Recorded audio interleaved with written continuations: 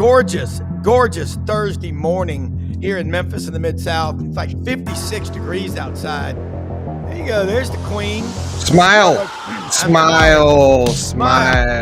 It is going to be an absolutely awesome day. It's what you make of it. Harry, the great blue heron, was down on the coast this morning when Michael Jordan was walking on 30A. Huh? Harry, the ultimate confidence decoy. Look, take a picture with your cell phone of the QR codes.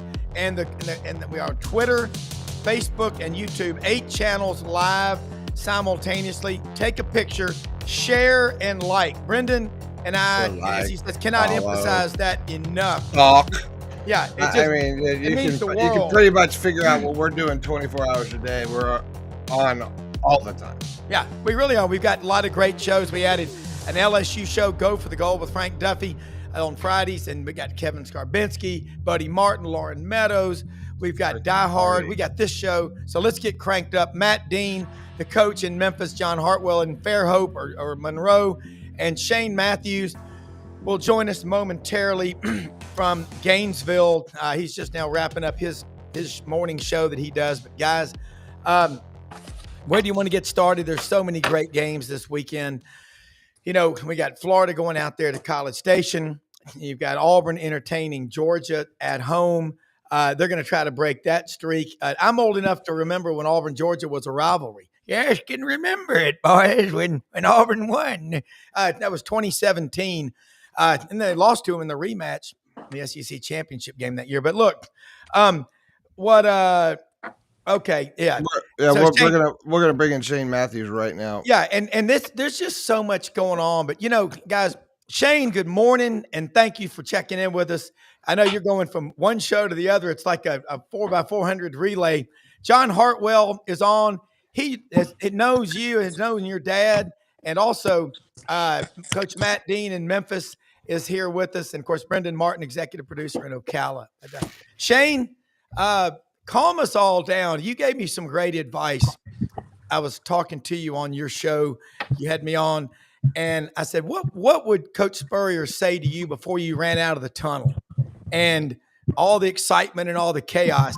I love the way you approached that because you got a great history, and we want to hear your thoughts on everything going on in college football with these quarterbacks and whatever's on your mind. But first, thank you for taking time to join super hyped up Mr. Coffee, Rob Browne, and the Sidelines crew.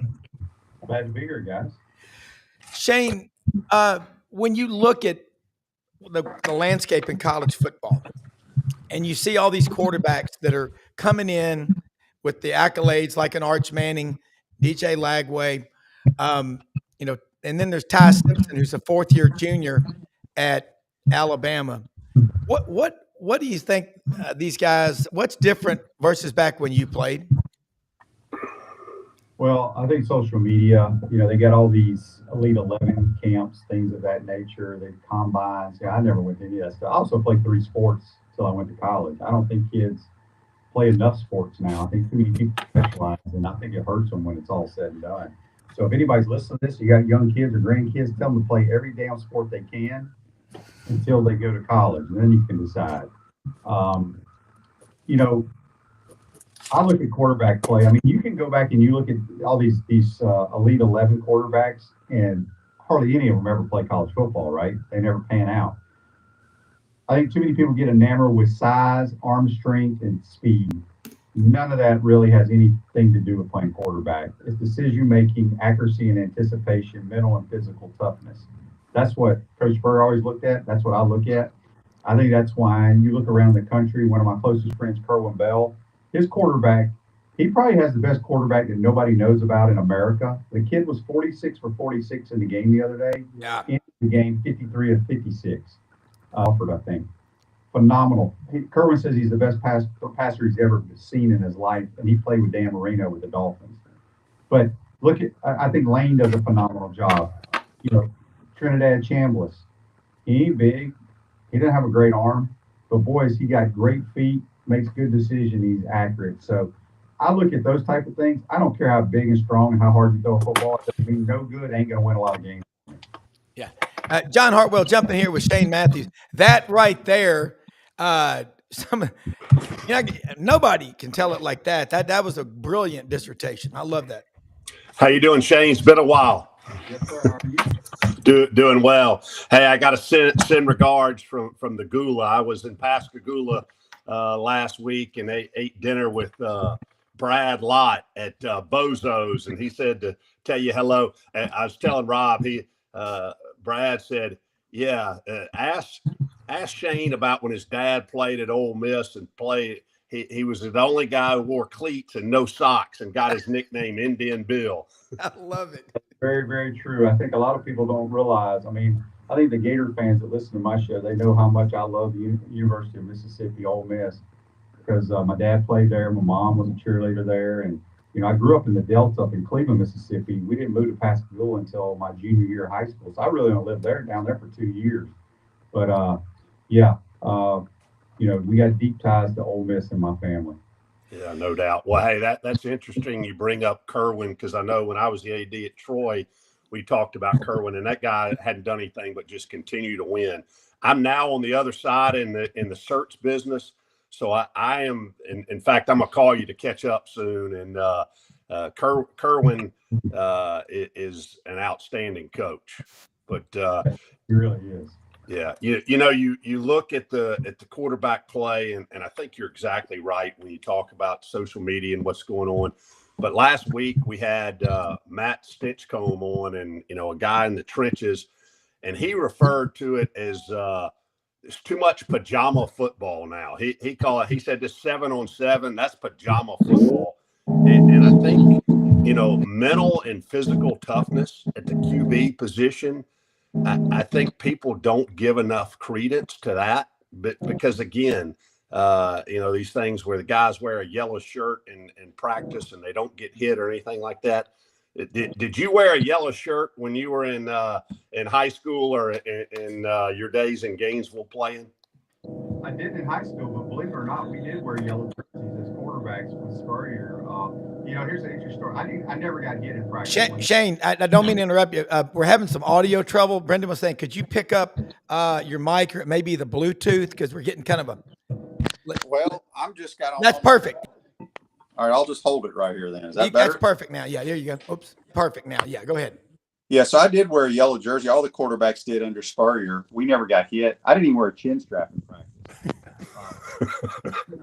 We took a damn beating in the games, but I played my sophomore year at 170, 175 my junior year. My senior year, I was 180 pounds in the SEC.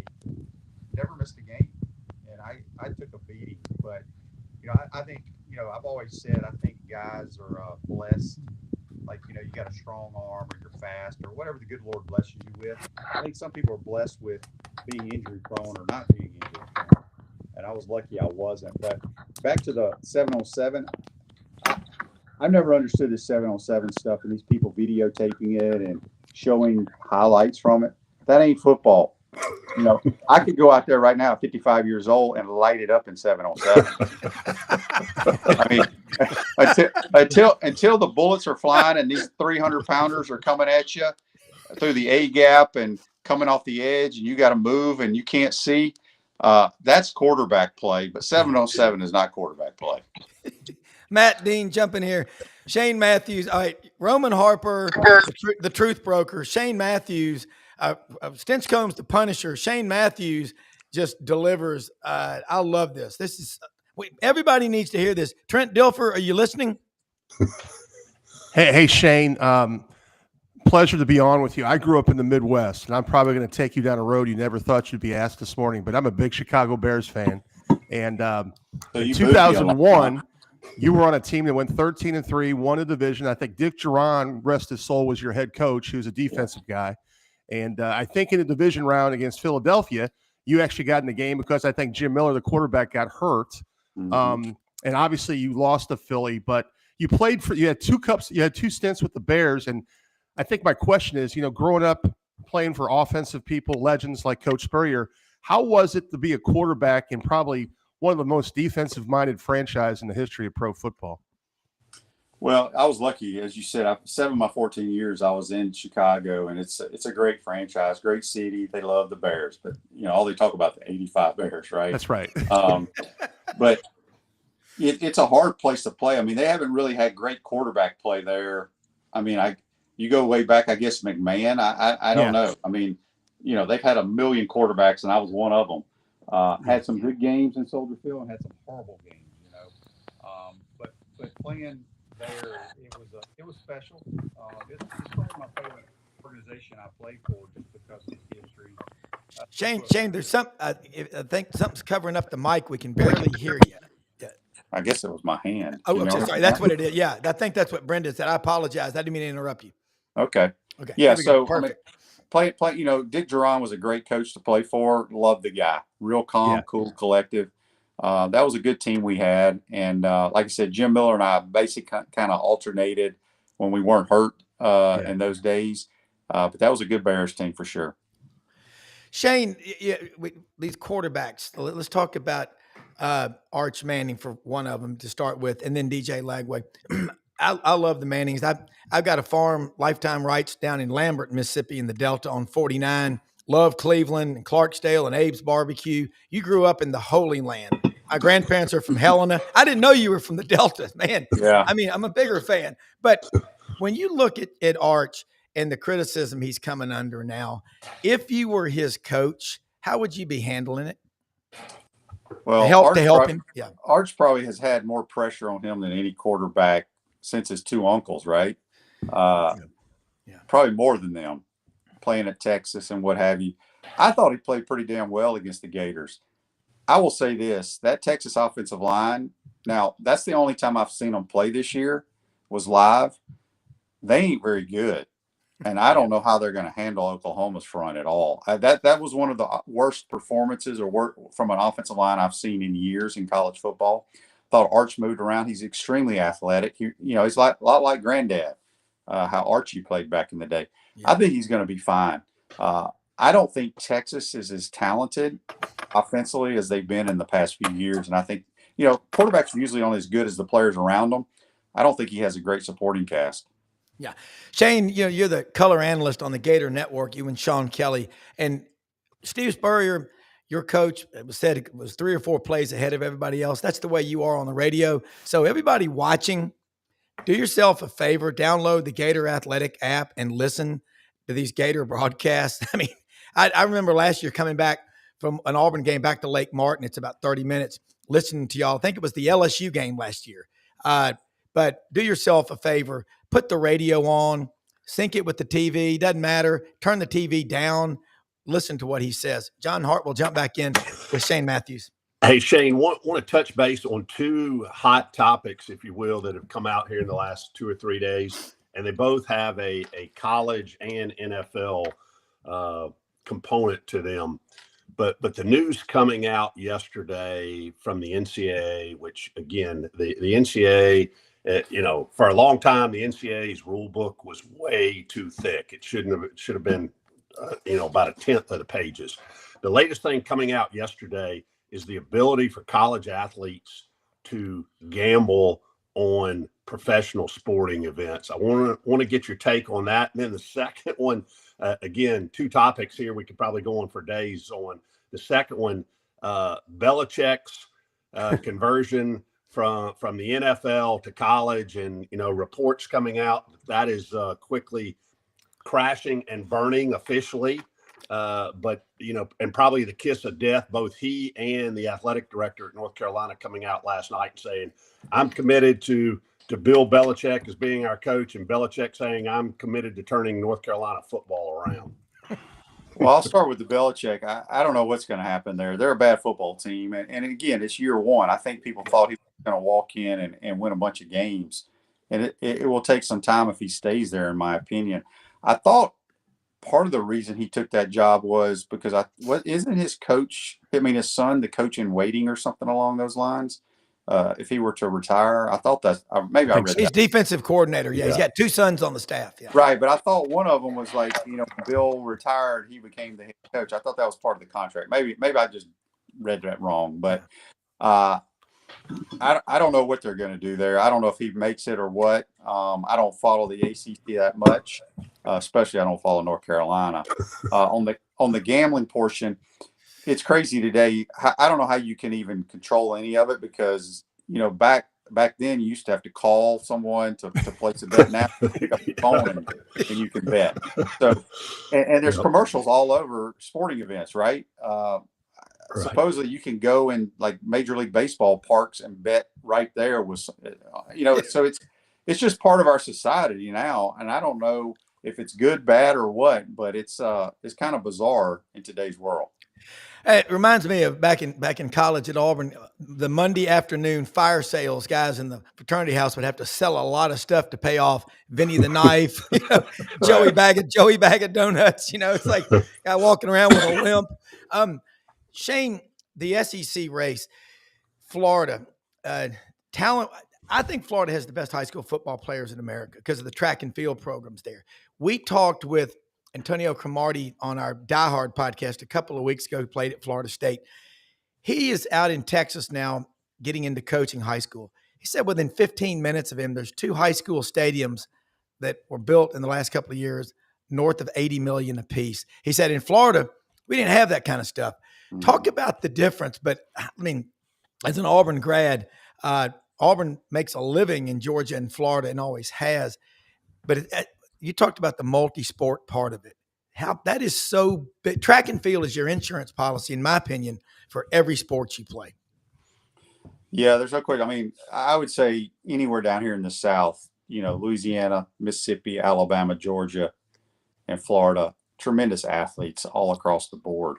The problem with the state of Florida is they don't have the funding for whatever reason. They don't like Friday nights are not like what it's like in Georgia, Alabama, and Mississippi. The towns don't shut down, and you got.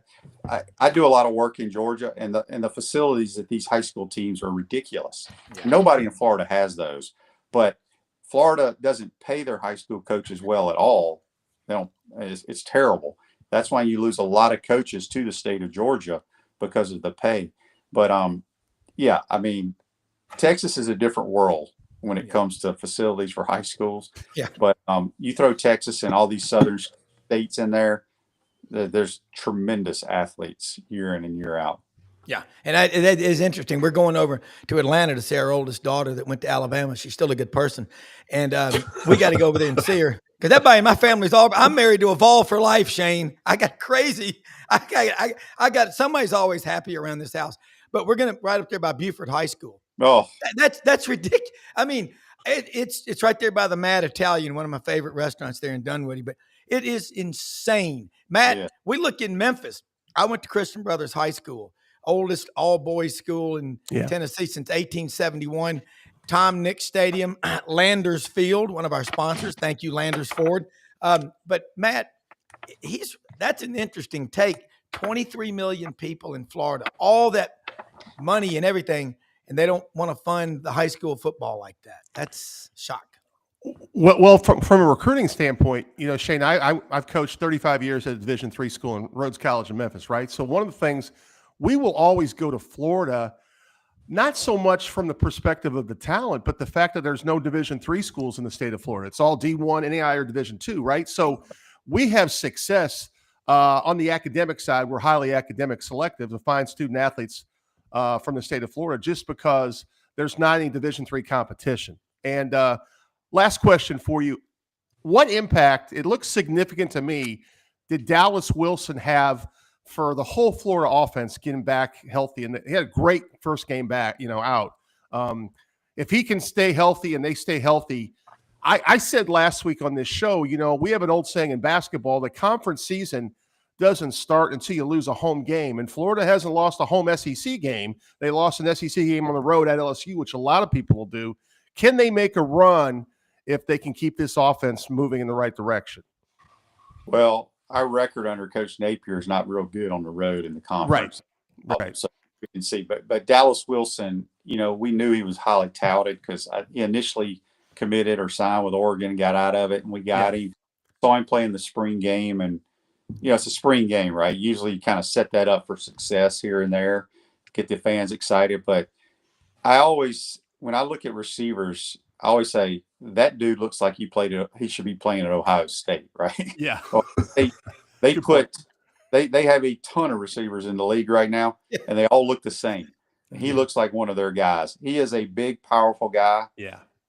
You saw what he, I know fans get excited when he kind of twists his body and catches back shoulders and stuff like that.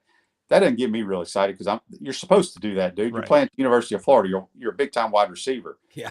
But when the DB fell down, we threw him the go route, and then three other Texas guys could not bring him down or even push him out of bounds with about a yard from the sideline.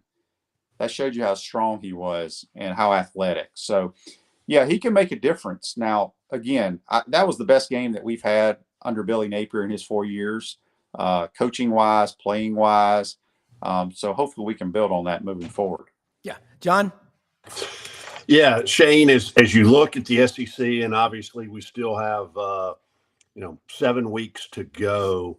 If you had to pull out your crystal ball right now, who would you have playing in Atlanta for the SEC championship? I think Alabama. I think they're playing as well as anybody. I think Ty Simpson is playing at a high level.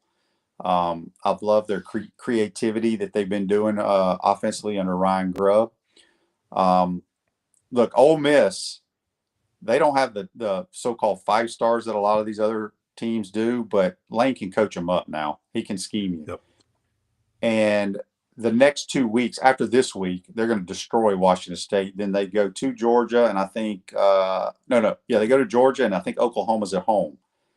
Florida comes there later in the year, but I think the next 2 weeks will determine if Ole Miss has a chance to make it there. And boy, wouldn't that be something? They've never been to the SEC championship game. Yeah. I'm a big fan of John Mateer at Oklahoma. Yeah. I think I've always thought Brent Venables was a phenomenal defensive coach, and then he kind of took over their defense again this year. They're outstanding, and they bring in Arbuckle, and he brings Mateer. I think Mateer's the best quarterback in America. I heard he may play this week. I'm not sure if you guys know that or not. Yeah. But I think Oklahoma has a chance as well. I do too. Shane, I want to ask you another one. Look at Auburn. Hugh Freeze is in his 3rd year there. He's got Ken Austin on the staff, Derek Nix. I don't know if it's, participation coordinators, you get to call the first play, you the second, third. I don't understand all that. But that being said, your football mind, I've watched you on your show, you and Buddy Martin, folks on this channel Monday nights. You got to watch Buddy and Shane. Y'all two are like father and son. I mean, it is y'all go at each other. You're more like father and son than we are. That's right. I mean, it is. I love it because Buddy is so good to me and helps me. It's like asking Michelangelo for art lessons. If I want to write something, and he will rip you a new one, but you're going to do it right. But I got to ask you, Hugh Freeze has been there 3 years. Peyton Thorne the first 2 years struggled. Now Jackson Arnold's struggling. Is it the schemes? What is it, in your opinion, that's the main problem? Well, I'm surprised. I thought Hugh Freeze did a tremendous job at Ole Miss, right? Yeah. That's what I have in my mind when I think of him calling plays. And then I saw last year, it just didn't look right. So I assumed it was Peyton Thorne. And then, Jackson Arnold was one of those 5-star guys, highly acclaimed at Oklahoma, played terrible there. So was he in the wrong system? But he has not played well I've only seen him play one game, quite honestly, Rob, and that was the Baylor game when he turned into a running quarterback. They got a tremendous. They may have the best receiving core in America, but they're not using them. So I don't know if it's the system or if they still don't have the right trigger man. I don't know that. I know they got that highly acclaimed kid from Mississippi. Is it Deuce Knight? Yeah, Adam Loosedale. Yeah. Maybe they need to try him. I don't know. I don't follow Auburn enough, but I get it. People are always going to jump on the play caller. But I always say, you still got to go execute whatever the damn coach calls. Yeah. And I'm not sure if Auburn's doing that or not. Yeah. I'm heading down to the Georgia game to see if that is the case.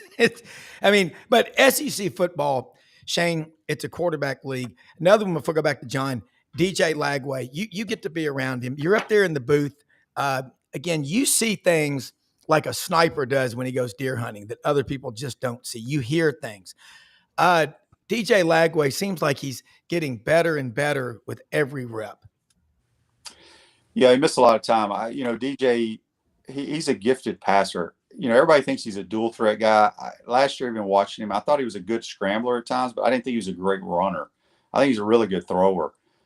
He struggled because he missed so much time due to injury. He's still hurt. He re-aggravated something the other day, but it was probably his best game he's played. He had to stay in the pocket.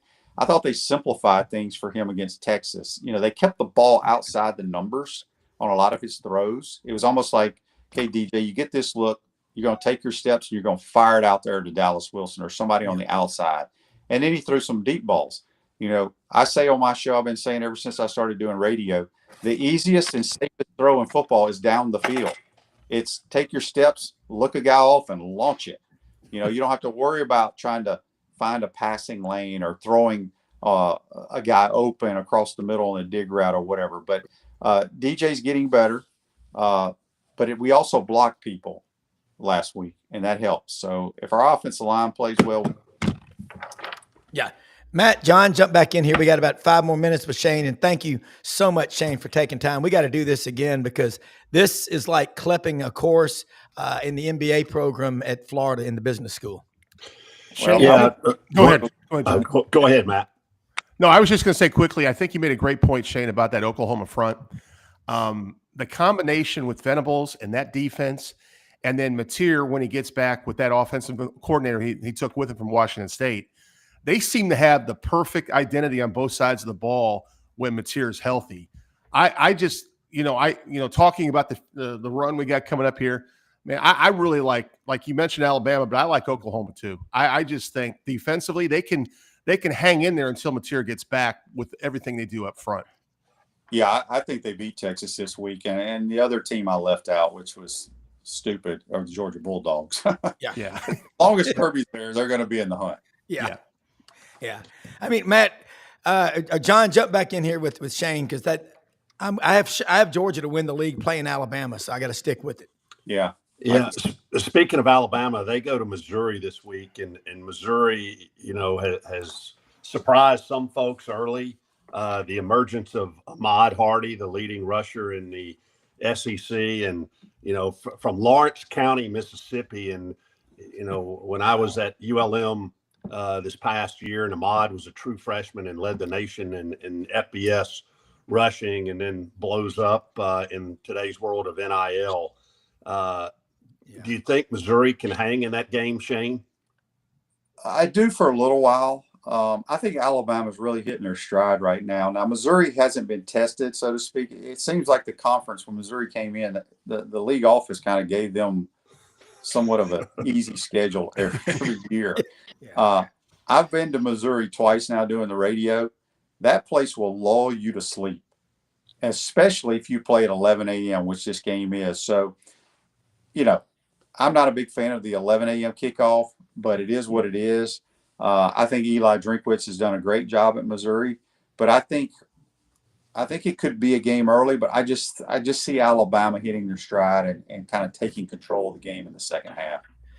You make a great point there, those 11 a.m. games. And I know coaches, if you're the road coach, you love seeing an 11 a.m. game for a couple of reasons. One, most of the students probably still recovering from Friday night. So if they make it into the game, it's usually about halftime. It's just not regardless the stadium, it's not at full tilt of game day atmosphere. And then obviously you get home at a reasonable hour or two to start prepping for the next week. Yeah. So true. So true. Those 7 and 7:30 games on the road, like we'll get home about 3 a.m. after the A&M game on Sunday morning. It's not fun. Yeah. Well, before you go, A&M going out there to College Station. Tony Barnhart's going to be on the show with us tomorrow morning. And he said, Rob, I'll do my best. I'm going to yell practice Thursday night. So it ought to be something. But when are you heading to College Station? Well, I go on the team plane. So we leave, we go Friday. I'm actually, if I can stay away, I go to bed early, even on the road trips. But I'm thinking about, they also have Yale practice or whatever the hell they call it, Friday night at midnight. Yes. Okay. Midnight Yell. Midnight Yell. Okay. Oh, I've been to the Midnight Yell. Is it worth going? No, because you got to go with your honey, and then everyone makes out at the end. It's weird. No. I think No, that's what happened. That's probably for the A&M people. But I had some folks from A&M on my show this week, and they said it's open to the visitors. You just walk through a certain gate, and when I've only been to A&M one time, and that was we played there 3 years ago. I was more fascinated with the fans and the damn yell leaders during the game than the game. Yeah. I just first of all, it's weird you don't have real cheerleaders to me. Very weird. But the arm gestures and the little dance moves and all that stuff that they do, and the fans are doing it. Yeah. It cracks me up. But boy, I tell you what, they love their school there. And they do. It is a cool place. They go to fish school when you're a freshman. So you go a week before orientation to learn all the calls. Yeah. And Shane, we have Olin Buchanan, TexAgs.com on with us a lot over the years. And he and Billy Lucci. Rob's in witness protection. I guess he went under there. Elon Musk satellite feed. He's Buchanan came on and last time he was on, he wasn't too happy because I guess Rob made fun of the Oh, there he is.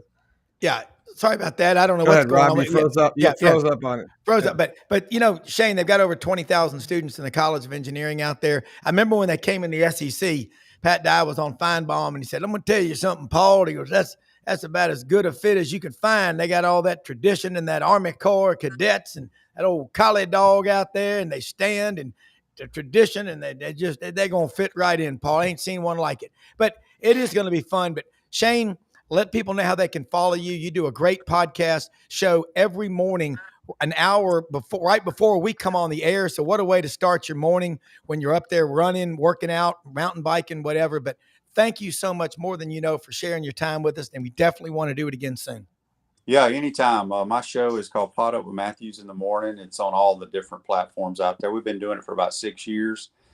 Somebody convinced me to do a podcast before COVID hit. I didn't want to do it, but here we are. We're still doing it, and it's taking off like crazy. And you can follow me on Twitter. I think my Twitter handle is SM9er. Okay. But yeah, I appreciate it. You guys do a great job, and thanks for having me. Oh, absolutely. We'll do it again. Thank you. Take care, Shane. That is fun stuff. I didn't know he was from the Delta. Dadgummit. I mean, the Gula, as Maury calls Sylacauga, the Cauga. I didn't know the Gula, Pascagoula, shipbuilding down there, Trent Lott. By the way, that's where that, back in the 70s, that fella had that UFO land and pick him up. I think he was liquored up personally. But anyway, that was down in Pascagoula. Gary Harris should be joining us momentarily. He just said, be there in a minute. That was cool stuff. And how many times, certainly I'm not a medical doctor. I've duck hunt with quite a few orthopedic surgeons over the years. They all say the same thing. These young kids need to play every sport they can, multiple sports across the board. Dr. Andrews, Dr. Pete Indelicato, that was a cool interview we had on a few months ago, former Florida team doctor.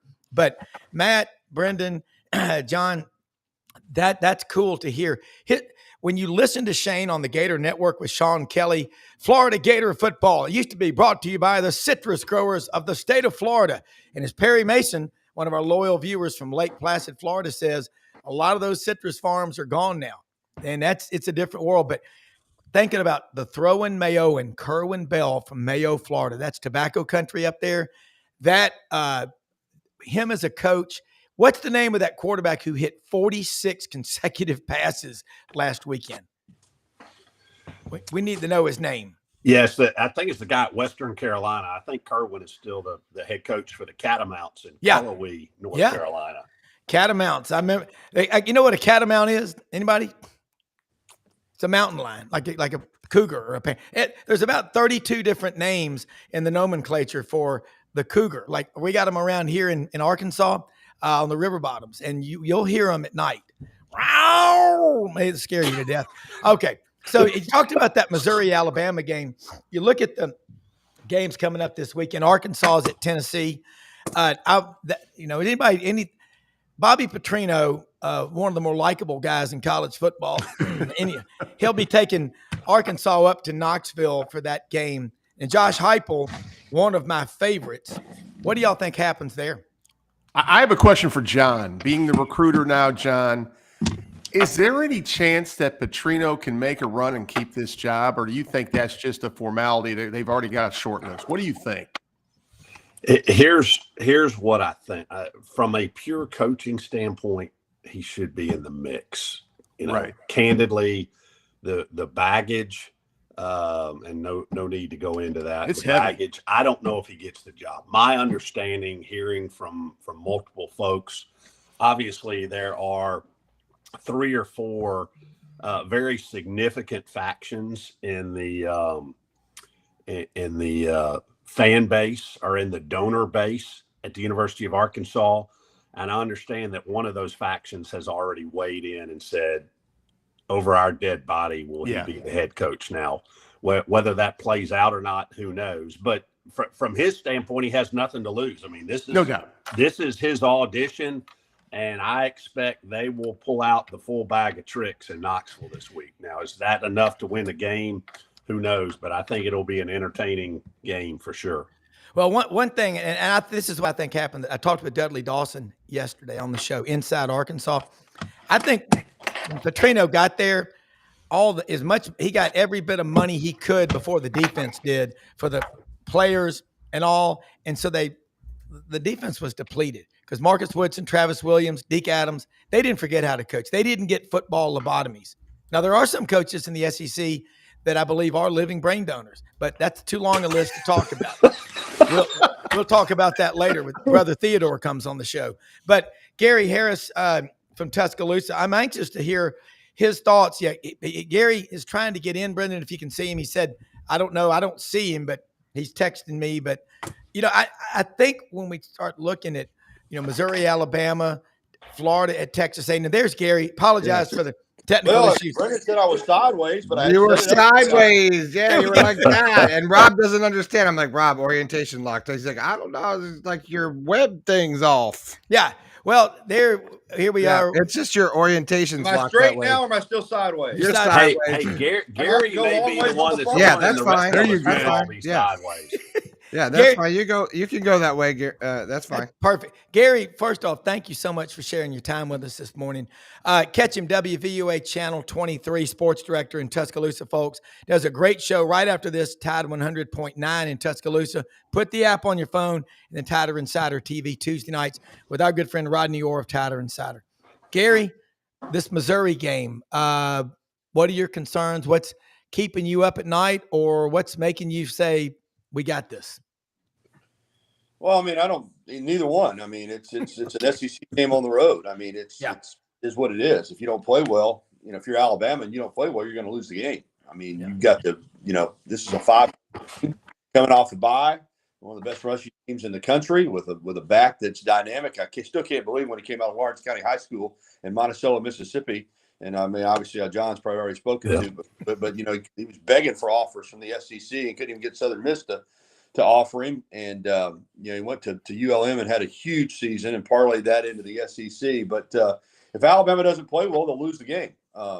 If they play well, I think they, will have an excellent chance to win. I mean, I have to, no disrespect to Missouri because I think they're a really good team. But if you're good enough to go into Athens and snap a 33-game Georgia winning streak at Sanford Stadium tonight, if you play well, you should be able to go into Mizzou and win. But that's the key. I mean, that's the key for every team in this league. Or most teams in this. There's a large group of teams that if they play well, they can probably beat just about anybody else. And if they don't, they'll lose. And if you have 2 teams that play really well, then it'll probably come down to who's the more talented team. But I think Alabama has an excellent chance to win this game. But it'll all come down to how they prepared this week, how they handle being on the road, and early kick, all those things that go into it. But I like Alabama to win the game 35-28. All right. So Ty Simpson, 4th-year junior at the same school. Call him a unicorn, whatever. He's a coach's son. But damn, and he's got a little brother at Martin, Tennessee, Westview High School, who's a pretty good quarterback as well. Your interactions with Ty Simpson, what do you think? Excellent young man. I think that there was a maturity process that he went through when he got here, being a 5-star out of high school, having played, as a dominant high school quarterback, grew up in a coaching family. I think when he got here, he wanted to play right away. And then not only did he not play right away, he really didn't play at all for a while. And I think he had to understand that this isn't high school anymore. You know, he's not guaranteed anything. And I think he kind of then decided to, with the help from his dad, Jason Simpson, to grind, to say, hey, this is where I want to be. I've got an opportunity to develop and get better and mature and learn while I'm not playing, so that when he stepped into this role, he was ready for it in more ways than just wanting to get out on the field. He was, already graduated from college. He's in, master's program.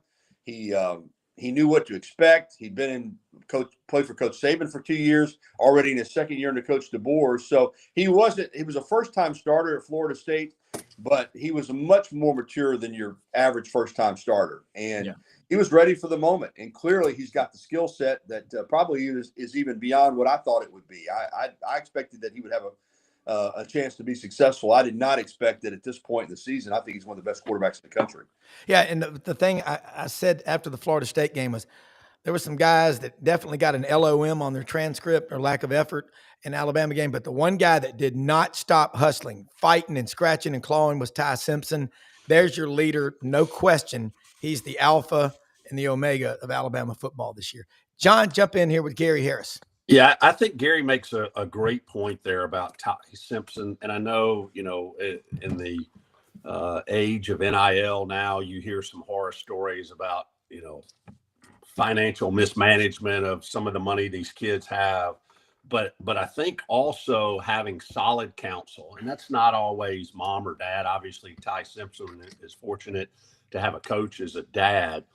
But to seek solid counsel when even giving a thought to the transfer portal or other things like that, and don't get enamored with, gosh, if I hit this button and I go to XYZ University, I can make an extra 50 or 100,000 or 200,000 even. I mean, that's a lot of money, and again, depending on backgrounds, that's a lot of money. But in the big scheme of life, that's not worth totally upsetting the apple cart. And I'll say this for Ty Simpson and others like him, obviously it looks like he's going to have an opportunity at the next level to play on Sundays. Yeah. But watch this play out over the next 5-10 years for guys that may not be NFL guys, and look what that does for them financially in their future, endearing themselves to donors of that institution who they chose loyalty and the institution over instant financial gratitude. Gary?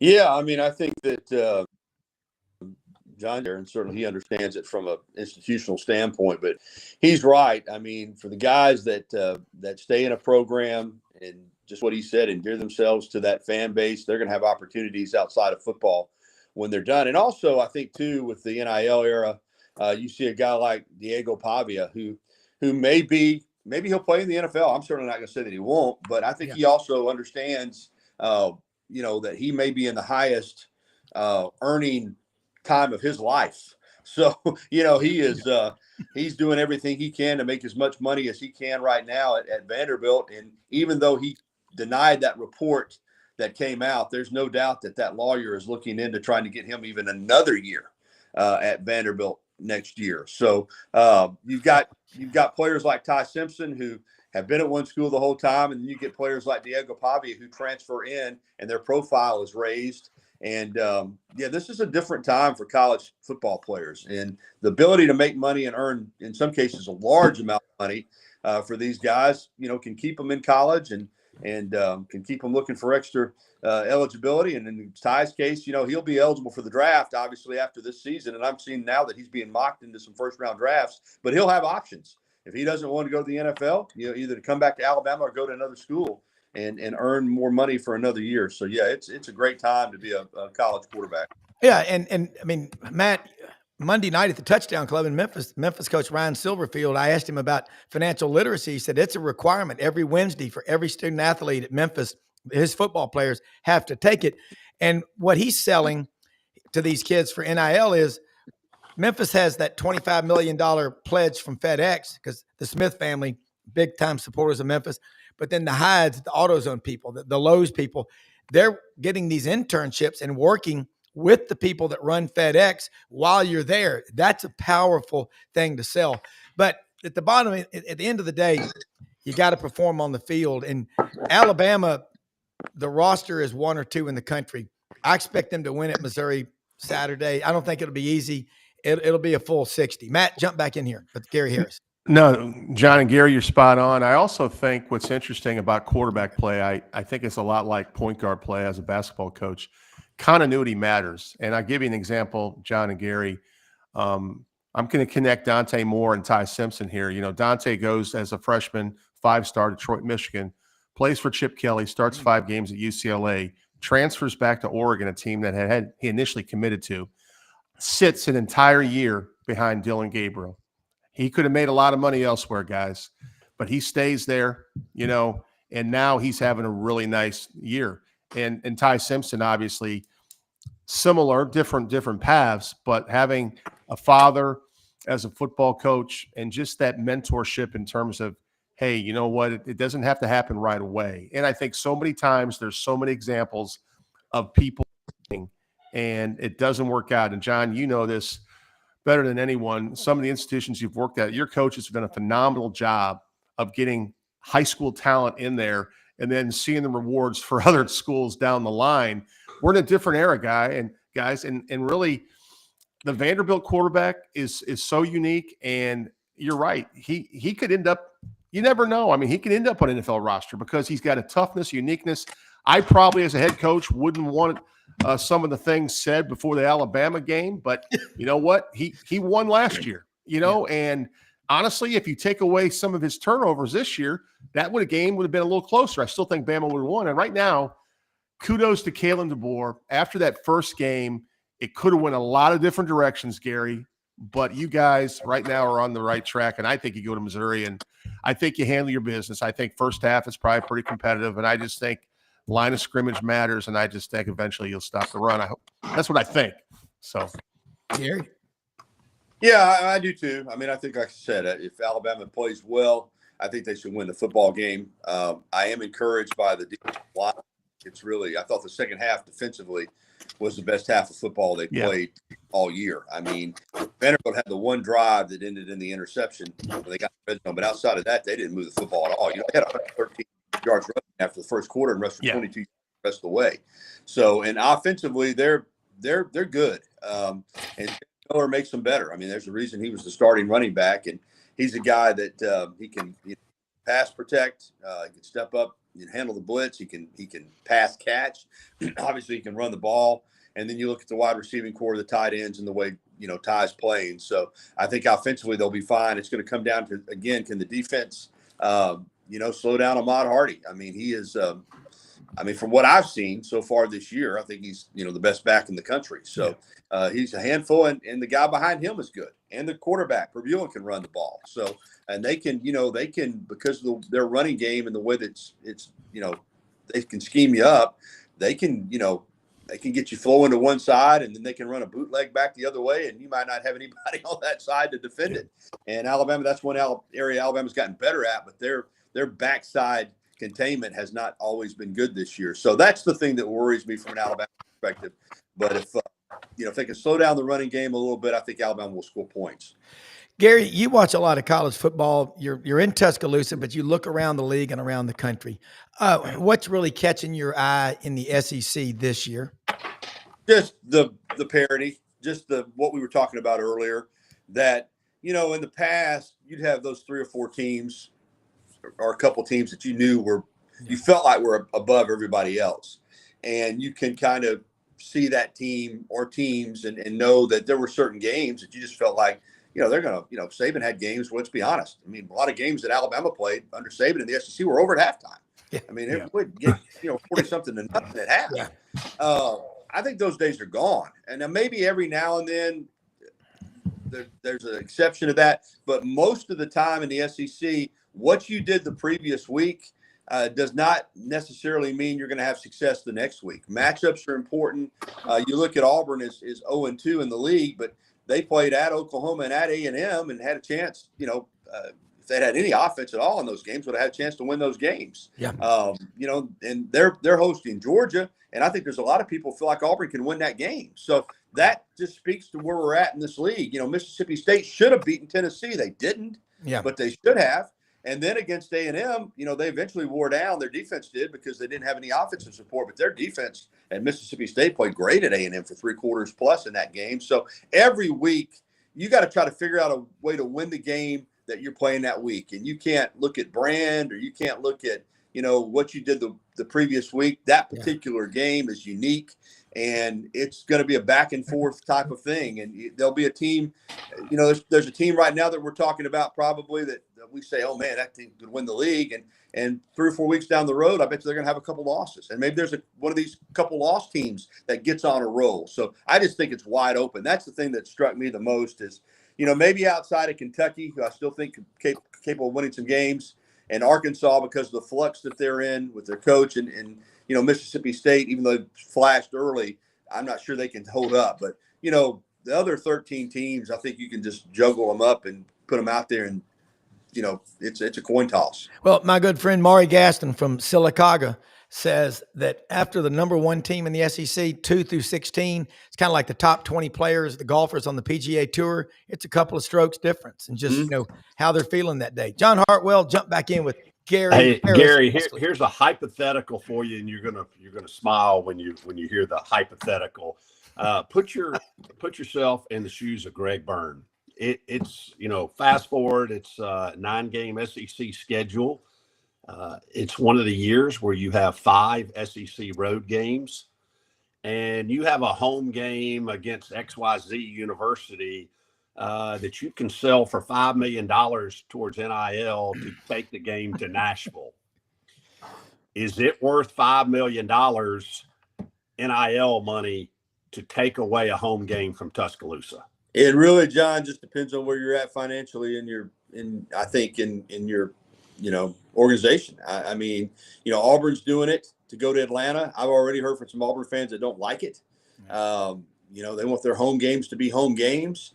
But, you know, that's a great question. I'm not sure I'm qualified to answer it. In the modern landscape that we live in, I think you have to look at it, right? I mean, I think you have to, if somebody makes you that offer, Atlanta, Nashville, New Orleans, wherever it is, and technically you're still the home team, and it's not going to be difficult for your fans to get there, and you've got, you know, $5 million to put in your NIL coffers, I think that's something these ADs will look at, and I think you'll see it again. Whether or not Alabama will do it, I don't know, for the reasons that you just said. If it's a year where you got 5 road games in the SEC, to give up an on-campus home game, I don't know. But if you were in a situation where you just felt like you needed that money, then you might do it. Yeah. Well, by the way, in Tuscaloosa, what's the great breakfast place? Is it Ferguson's? Well, there's Ramajama's. There's he put me on a spot like this. Right? Yeah, there's one that's downtown that Coach Bryant used to eat at a lot. Not the Holiday Inn on 82. Went blank on it. I mean, I don't know right now. Right. Well, but I'm just saying you do. It's a $25 or $30 million impact to have a home game. Yeah. And John and Matt, y'all know that. I mean, and Gary, I know you got to go do your show in a minute. The temperature before you go. What's a story or something that's happening at Alabama that you know about? You're talking about that the rest of the world, people watching the show that we're blessed to have in our audience, need to know. All right, phrase that for. I'm sorry, I've got some stuff going on here with my computer. Phrase that. Yeah. What's a storyline from Alabama that you know about, you're talking about, but people outside of Tuscaloosa County really aren't hearing about that's important? For Alabama football or just Alabama? Alabama, period. Yeah. Oh, man, boy, you're putting me on the spot this morning. Waysider might be the restaurant that you were trying to That's it. I don't know. I think that in the land of the internet and with all the different websites and so forth, I don't know that there's any stories here that we're talking about or covering that aren't getting out there. You know, I can't really think of anything that we cover that people aren't talking about that are Alabama fans, whether it's in Georgia or Mississippi or Louisiana or Florida, wherever it may be. I mean, from being here with feet on the ground, I guess maybe it's being overlooked a little bit. Just all the stuff that we talked about in the spring and summer on this show. about how well things seem to be in alignment at Alabama. Yeah. And then that Florida State game happened, and people just went crazy. Like, oh my gosh, man, we've been soda bill of goods. Obviously, you weren't soda bill of goods. This team is a good team. I think they're on the same page. And I think, they went into a tough spot with a new quarterback starting against a team on the road that was ready to go, and they lost the game. But obviously, Alabama is what we thought they were, and they've got a chance to have a great year. All right, Gary, and I want to find that lady that was willing to piss away $70 million if she won the lottery on Kalen DeBoer. Send it my way. I love that. And I don't know why I was sideways either. I didn't do anything different with my phone. I don't like this long view that we've got.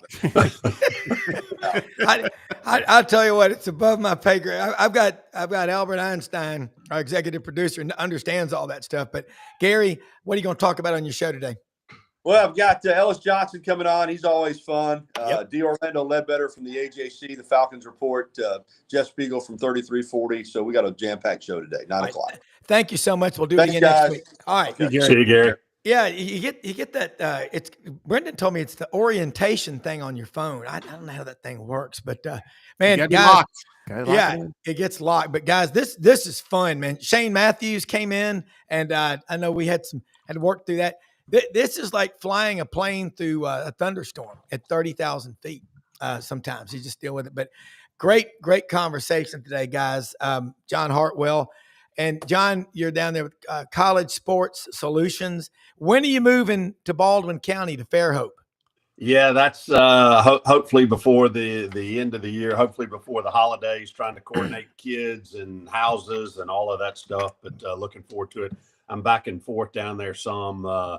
Actually be down there beginning of next week. Got a Tuesday night Fun Belt game. I'm going to see Arkansas State at South Alabama Tuesday night.